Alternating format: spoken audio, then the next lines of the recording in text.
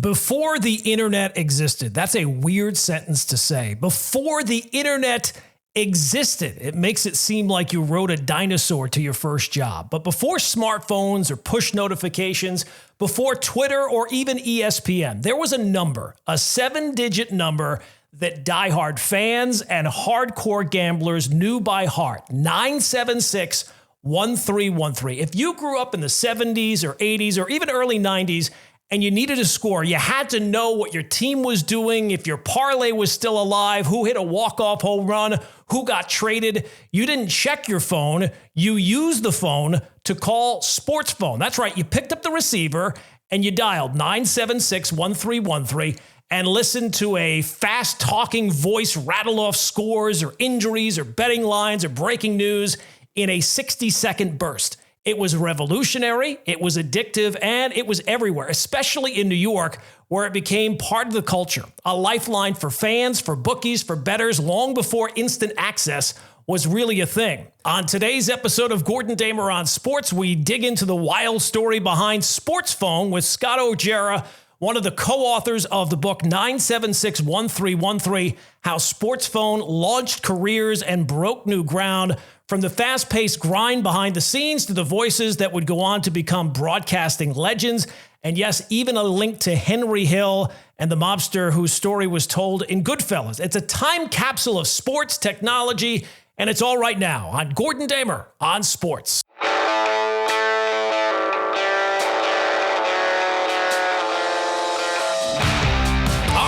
Welcome into another episode of Gordon Damer on Sports. As always, thanks for listening. And as always, before we get too deep into it, please hit that subscribe button. So for today, I thought I would do something a little different, a little walk down memory lane, if you will. You know, it's kind of hard to explain to somebody who's under, say, 35, but there was a time where if you missed the 11 o'clock news or you didn't want to wait for the next morning's paper, as a sports fan, you were kind of stuck. How else were you going to get that information? And then came a phone service where you could call a number and get everything you were looking for. And it was Sports Phone, 976-1313, the phone number that even to this day is ingrained in sports fans' memory. This was your only shot at finding out what your favorite team did or if a trade went down.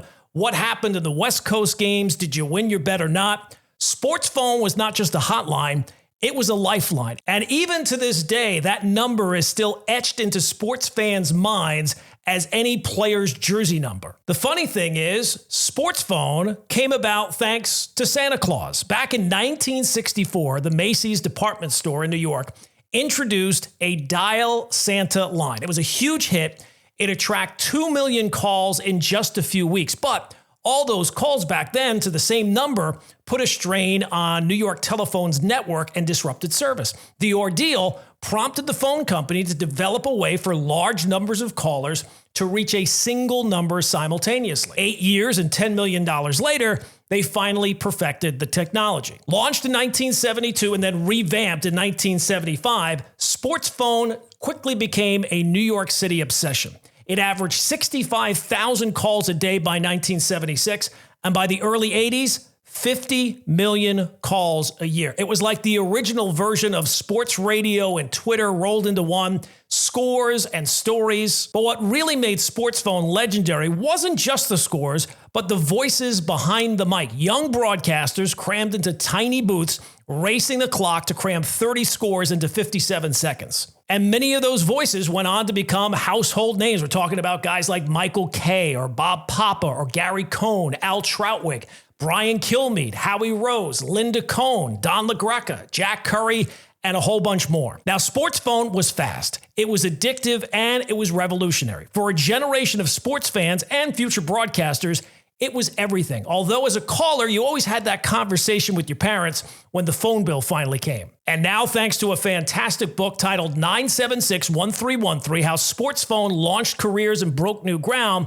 this lost but certainly not forgotten piece of sports history is finally getting the spotlight it deserves. Joining me today is the co-author, Scott Orgera, to walk us through the origins of Sports Phone, its impact on the media landscape, the characters behind the scenes, and how it intersected with everything from mobster Henry Hill of Goodfellas to a teenage trivia whiz named Kenny Albert. Here's my conversation with Scott. All right, Scott, this book brought back so many memories, and I'm sure it will for readers as well. Can we start with the basics? What drew you to this subject, and why did you feel like Sports Phone deserved its own book? So I've been 31 years now. I've been covering local sports here, mostly in New York, and I've spent a lot of time in press boxes with people that worked at Sports Phone.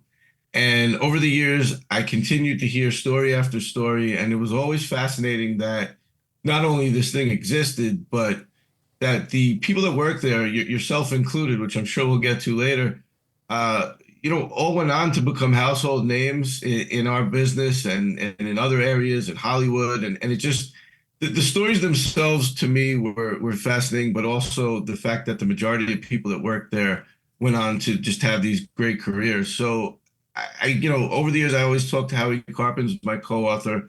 Been friends with Howie for about 30 years now. He's the senior official scorer in New York City. And I spent a lot of long nights, Yankee Stadium, Shea, Citi Field, wherever, sitting next to Howie and talking to him about the Sports Phone days. And I always, would mention that there's got to be a book here because I don't know why it hasn't been written yet. And just the list of people that work there alone would be enough for a fascinating story. And as time went on, I started to put together an outline. And one day I approached Howie. I said, look, no one's done this yet still. And I don't know why. I won't do it without you. So if you're interested, let's give it a shot.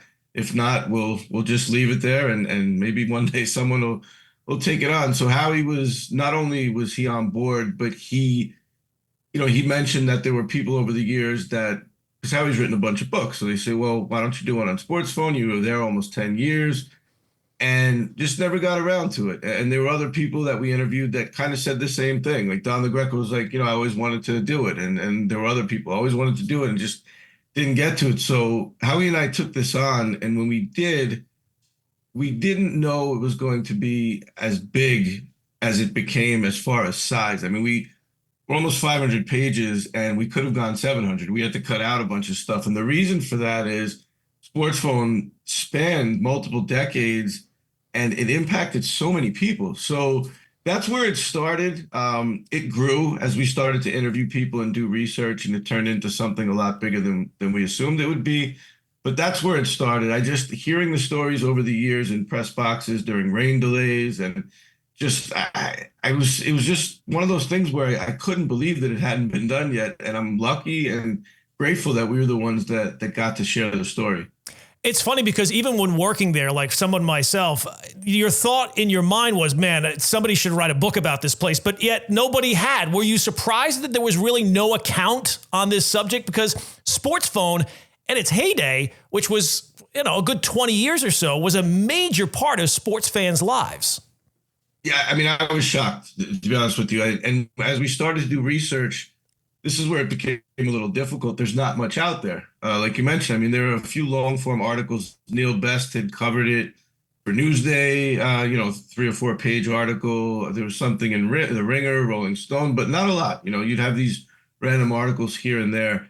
And what made it a challenge, but it was also a lot of fun, is this isn't one of those subjects that you can just Google it and get the history. It really, other than the basics, it wasn't there.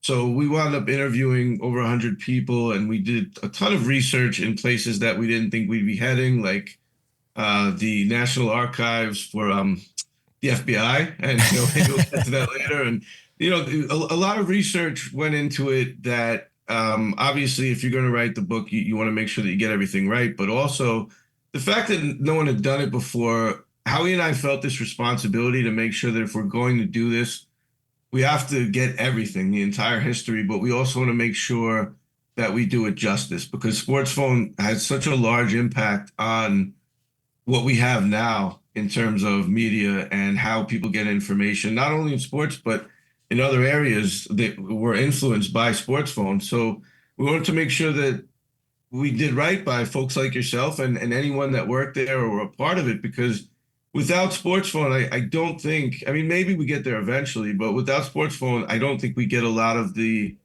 I guess things that people have become accustomed to today in terms of just live updates and live scores and how we disseminate sports information. A lot of it started with sports phone. Yeah, I mean, sports phone was very influential in this concept of the media landscape. Definitely. I mean, at the time when sports phone first originated, I don't think the people that started it, I know for a fact actually that many of them didn't realize that it would have such an immediate impact, that the demand was so large for just instant score updates and instant sports news updates, because it didn't exist at the time. We take it for granted now, but there was a time where you had to wait until maybe a radio update or the 11 o'clock news or even the next day's newspaper to find out what happened in a game, or find out if a trade occurred, or really anything that had to do with the sports world in terms of news. But soon after Sports Phone launched, the call volumes were just crazy and out of control. And then they realized very quickly, wow, people have been wanting this for a long time, but I don't think they realized it. You had gamblers, obviously, they were a big part of the sports phone caller base, obviously calling 10, 15, 20 times a day. And this was something that they didn't have access to before. And it eventually became the ESPN bottom line, or sports radio, like WFEN in New York initially. And all these live instant updates and instant news, it just wasn't there before. When you try to explain it to people today, that are a little younger than us, first of all, they don't even know what a payphone is. But Right. when you try to explain that you had to go through this process to just get a score, they kind of get the deer in the headlights look, and you have to really break it down for them because they're used to everything being at their fingertips. So I think that without intending to be pioneers and without intending to launch this instant access, instant news landscape with sports, that's exactly what Sports Phone did. And even in the later years, I know you were there in the 90s, the team specific hotlines, for example, the Sports Phone Live, which you were a big part of.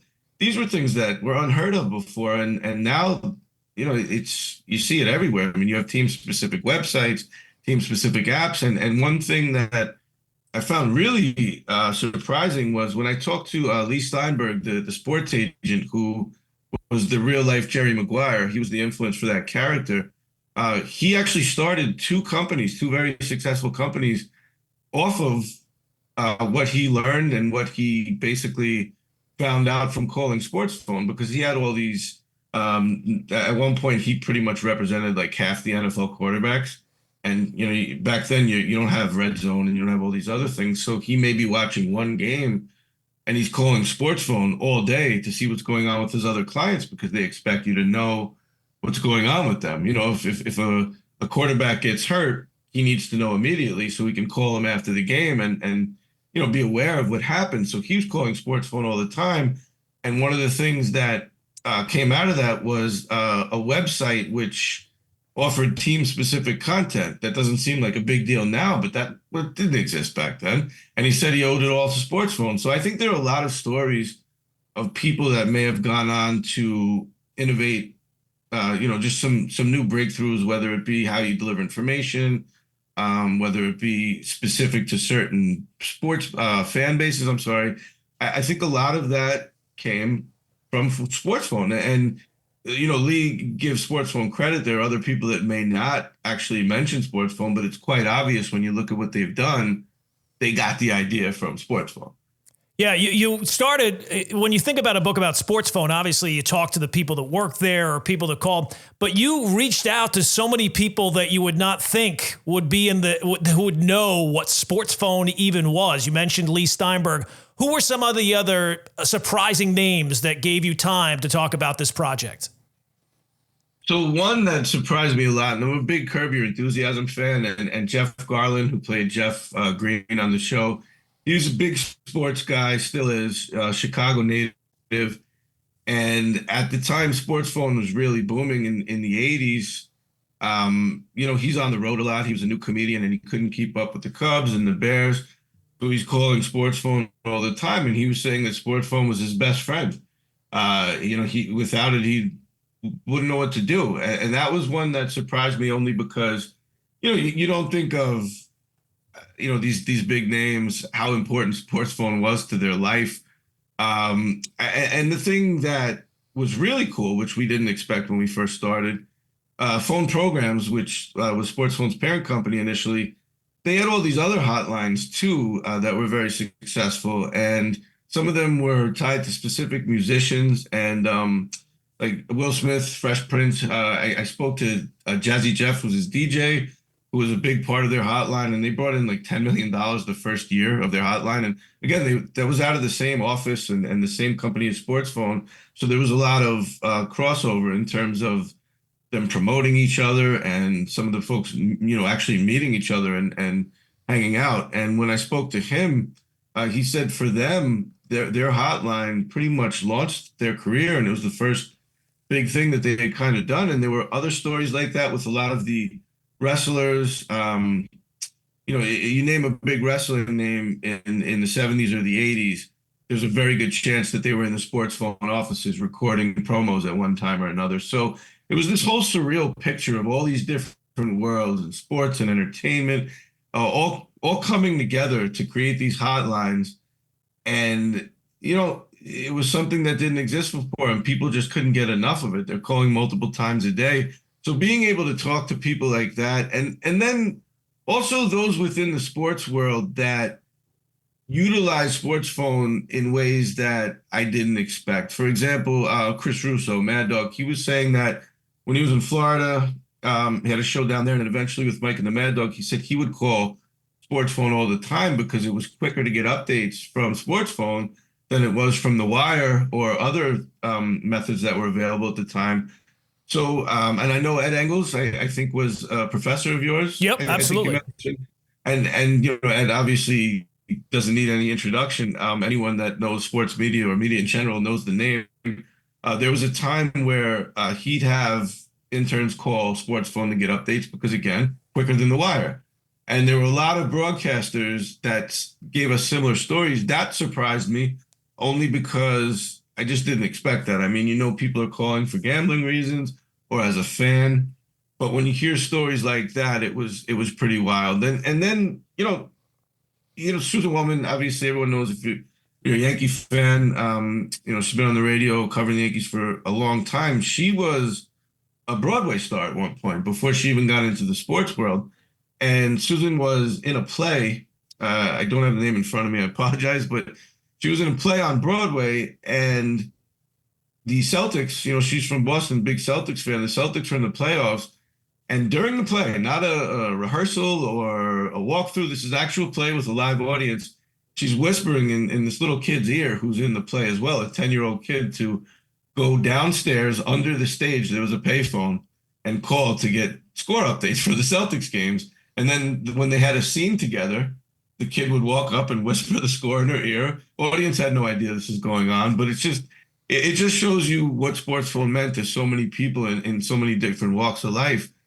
I wasn't expecting any of that, and neither was Howie. Our thing was to cover the people that worked there and the history, but we wound up getting so many great stories from callers that they couldn't do without sports phone. It was just a very big part of their lives. Yeah, you mentioned that the owners didn't realize how big it was going to be. Did they realize the technological advantages they had over the print media, especially when it came to breaking news, or was that just kind of like a happy accident? That was a happy accident. But once it happened, they took full advantage of it, and they started to make sure that, especially locally, that they had stringers in place at different events, whether it be the baseball strike. There's a story in the book where the Celtics owner at the time, this is the Bob McAdoo trade, which was pretty big at the time. He walks into the bar downstairs from the sports phone offices, which is 919 3rd Avenue in Midtown at the time. And he's just midwinter night after the Knicks played the Celtics at the Garden. He comes in and maybe he's had one too many drinks, so he's talking very loosely to the bartender who he knows. We just traded for the championship tonight, and one of the sports phone announcers happens to be sitting at the bar. His shift's over. It's late, and he starts asking some questions, not prying, but he did get enough information from the owner to learn that Bob McAdoo was traded. Not only that, that the two owners sketched out the trade on a napkin in one of the suites at MSG, which is a really old school way of doing things. So he goes back upstairs. The office was closed for the night, and he puts a new recording on and says Sports Phone has learned that, that Bob McAdoo has been traded to Boston. So the next time this particular Sports Phone reporter was at MSG covering a game, one of the beat writers from the New York Times, kind of got in his face, like, how did you get that? Because back then the beat writers got everything first, and that's just the way it worked. And they ran their early story, and that's it. So now someone who basically at that time was not, and I don't mean the individual that covered it, I mean Sports Phone in general was not very respected as a legitimate media outlet by some of the newspaper guys. They began to see that not only the Sports Phone have this advantage on us, but that the folks working there are actually legitimate reporters. They're doing the work. They're in the locker room. They're cultivating sources. They're not just some guys working for this little outfit that is serving gamblers. They're there for another purpose. They're actually journalists, and they're breaking news. So once that became clear that they had that advantage, they started to cover the winter meetings, and they started to cover different events, and they were breaking news instantly, which back then you couldn't do that. I mean, no one really had that advantage that they did. Of course, you had radio, but you didn't have sports radio yet. So, the Sports Phone broke a lot of big stories. A lot of people we spoke to learned that the Mets had traded Tom Seaver via Sports Phone. And, some of them said that it was one of the worst phone calls they ever made in their life.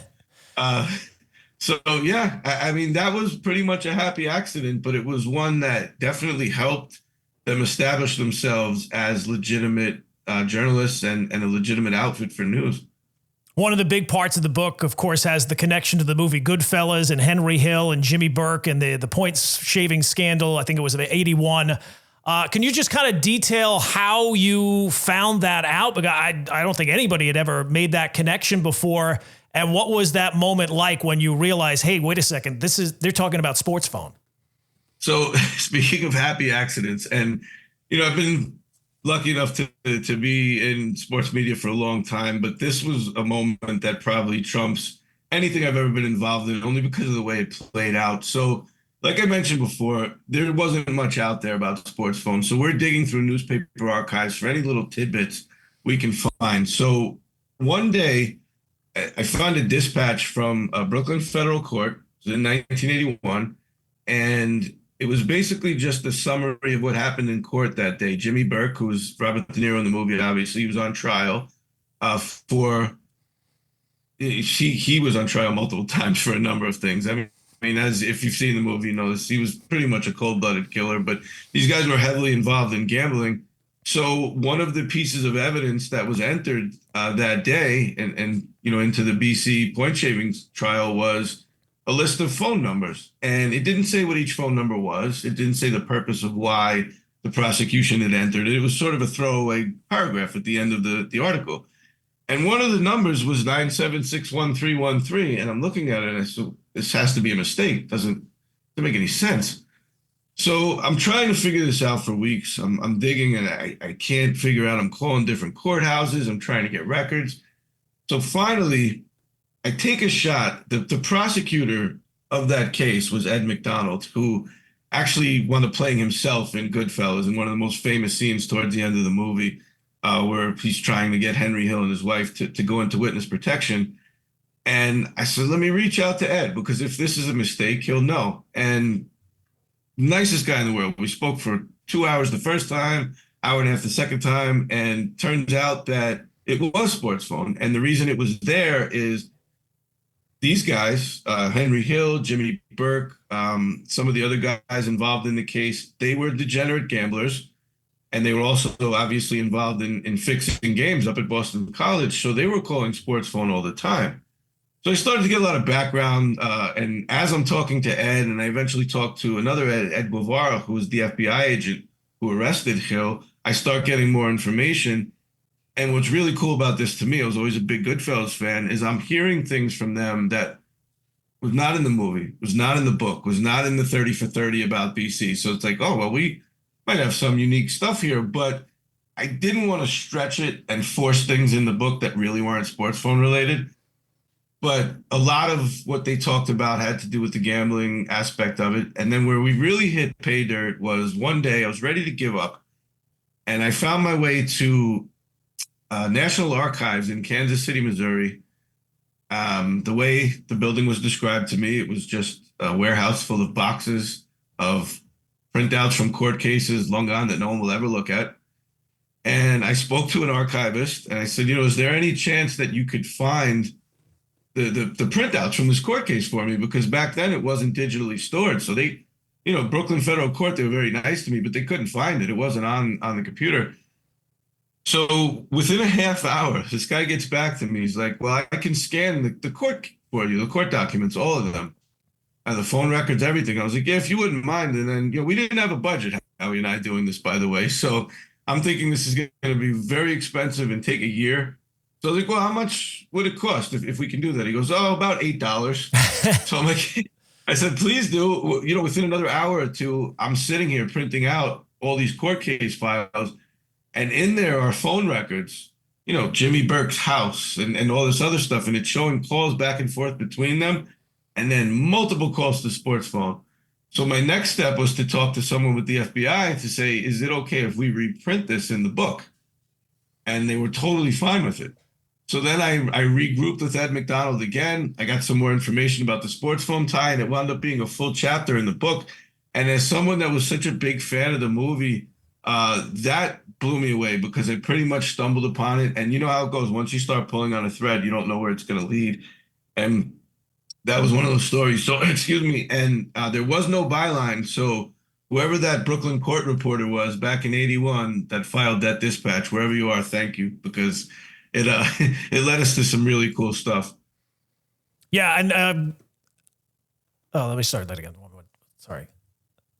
And Henry Hill and Jimmy Burke, not the only big names, is another big focus of the book of all the young broadcasters who would go on to become household names for sports fans. The Steve Torreys, the Bob Papas, the Howie Roses, the Don LaGreccas, Steve Cangelosi, Brian Kilmeade from Fox News. How giving were those people of their time and the influence that sports phone had on them? So Howie and I, being in sports, we were lucky enough to know a lot of these people ahead of time, which I think may have helped a little bit. But once they started, I would book an interview and say, you only need 15 or 20 minutes of your time.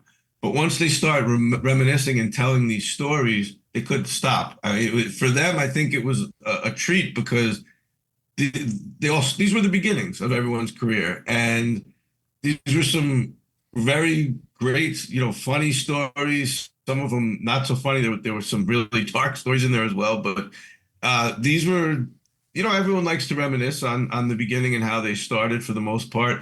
So I wound up talking to some people for an hour and a half, 2 hours that we planned to talk for 20 minutes because they just loved telling stories from those days. And I think that, some of it has to do with all of us like to look back when we were younger, but I think it's more than that. I think the camaraderie and just being a part of it, it was something that, when they look back on it, I think a lot of people realize, and I know you had mentioned this as well when we spoke, that at the time you don't really know that you're in something big, or you don't realize that you're setting the tone for your career. But when you look back on it, you realize how much you learned and how much you grew from that experience. So the short answer is that everyone was very giving, and we didn't really come across anyone that didn't want to talk about it for the most part. So it helped us out a lot for sure. And then, of course, you also have in the book, the foreword was written by Kenny Albert, who, pound for pound, best sports play-by-play guy, can call any sport. What was how did you go about getting him to make that connection to write the foreword?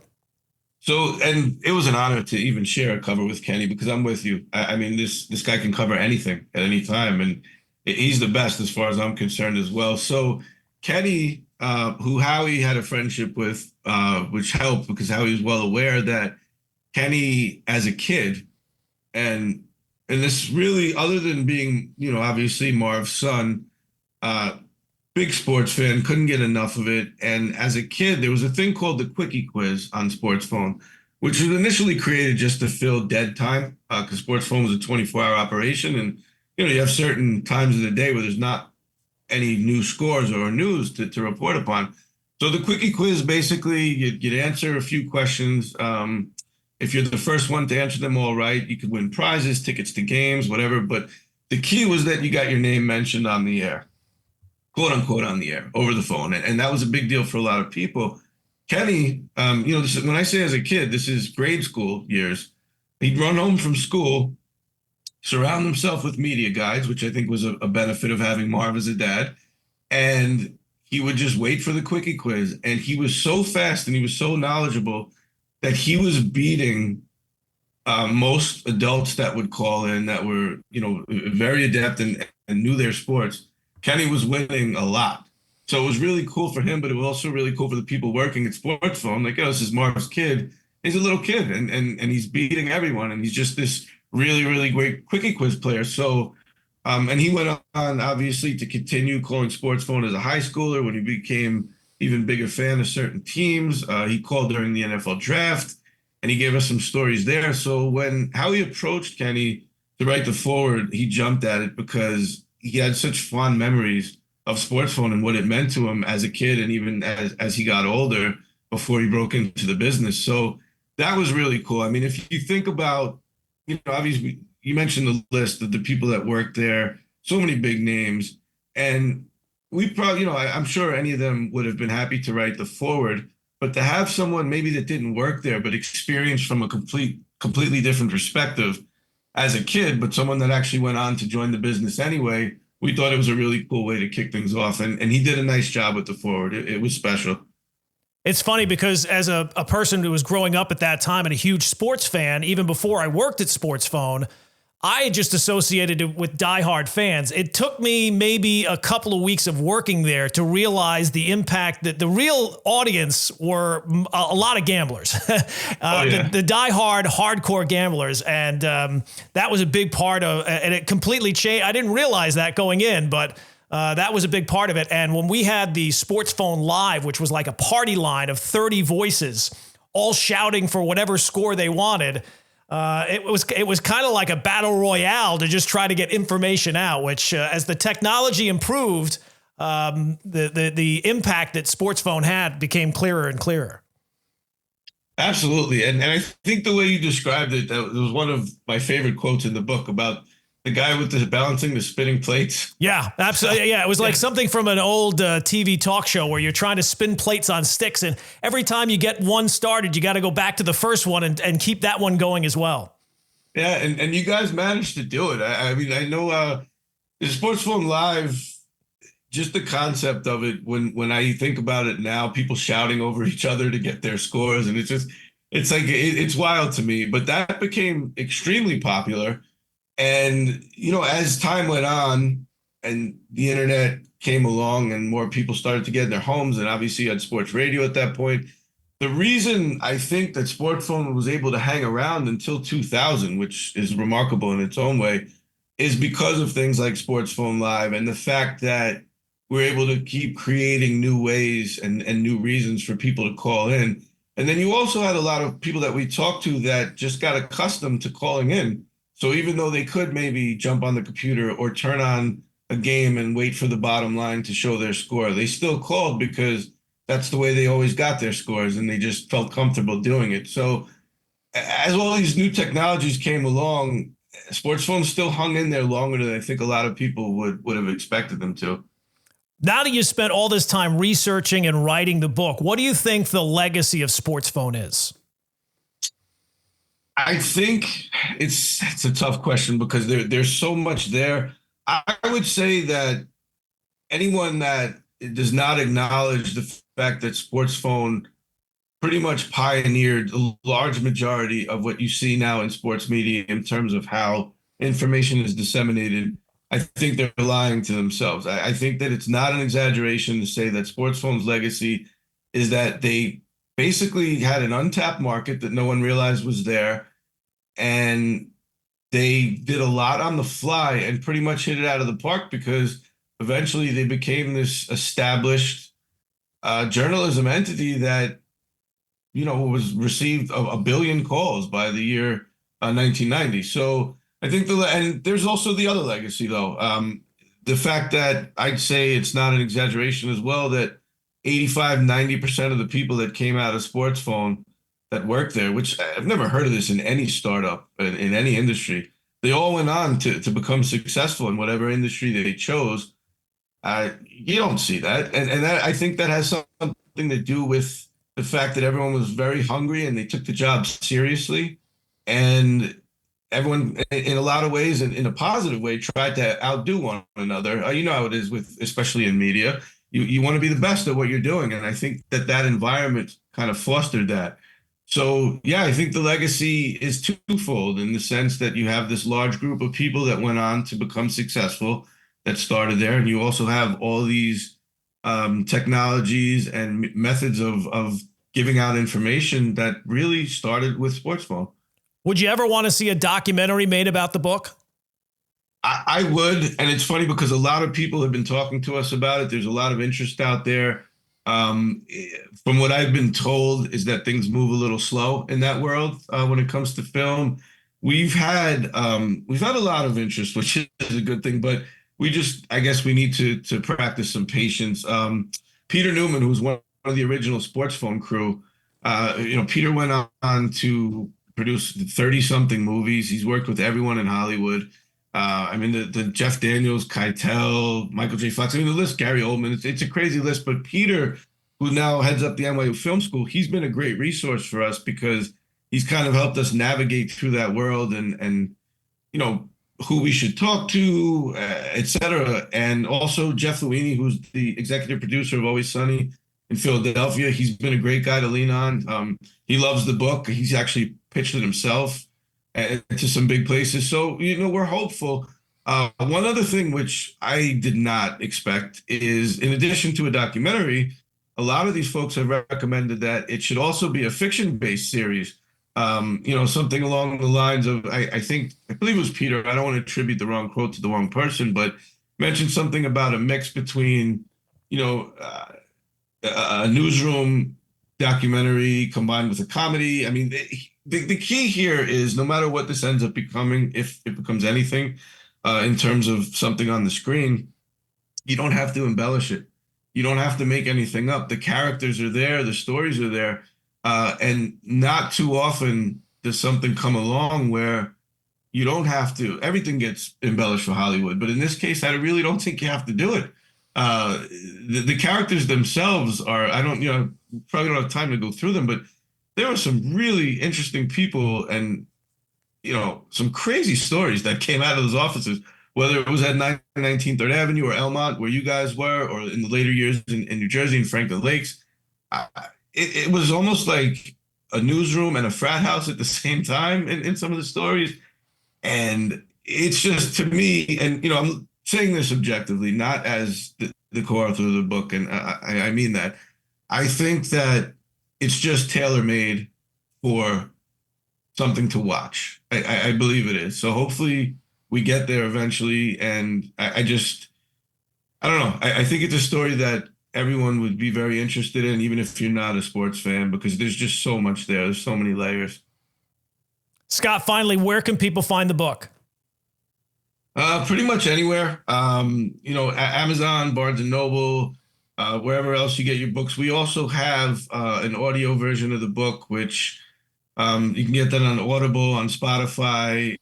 That's pretty much everywhere as well, where you can get audiobooks. And, you could also go to 9761313.com for more information. And if you want a personalized signed copy from me and Howie, you can get that there.